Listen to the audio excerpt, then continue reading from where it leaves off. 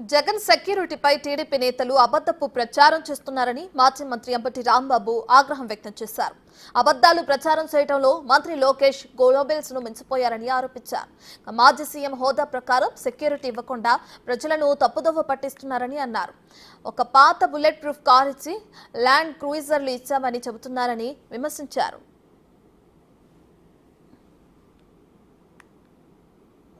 అభద్రత ఎందుకు జగన్?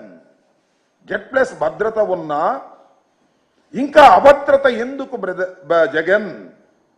దాని ఏమంటే ఇప్పుడు జగన్కున్న భద్రత ఎంత అంటే జెడ్+ భద్రత, 58 మందితో సెక్యూరిటీ, 2 ఎస్కాట్ బృందాలు, 10 మంది సాయుధ గార్డులతో భద్రత, కాన్వాయ్లో 2 అత్యాధునిక ల్యాండ్ క్రూయిజులు, బుల్లెట్ ప్రూఫ్లు.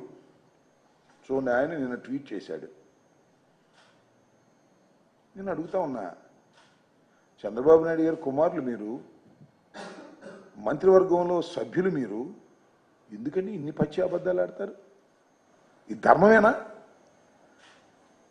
లోకేష్ గారు, మీకు ఇంకా బుర్ర వికసించినట్టుగా అనిపిస్తుంది. నిక్కర్లు వేసుకుని గోలీకాయలు ఆడుకునే పద్ధతుల్లో మీరు మాట్లాడుతున్నారు.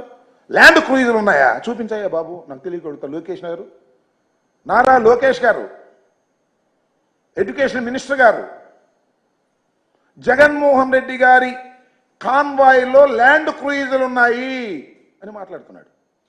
ల్యాండ్ క్రూయిజులు ఉన్నాయంట. మా ఎక్కడ కనపడలేదు. నిన్న మొన్న తిరిగాం. ల్యాండ్ క్రూయిజులు ప్రభుత్వం సప్లై చేసిందా?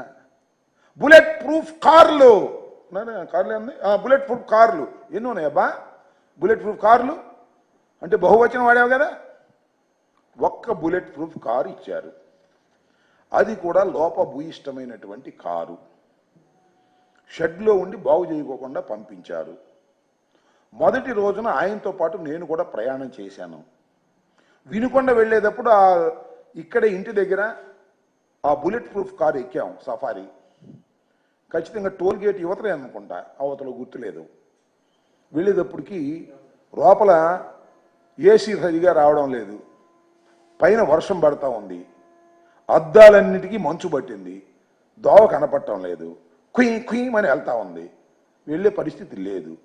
దిగి ప్రైవేటు వాహనంలో వెళ్ళవలసినటువంటి పరిస్థితి ఏర్పడింది.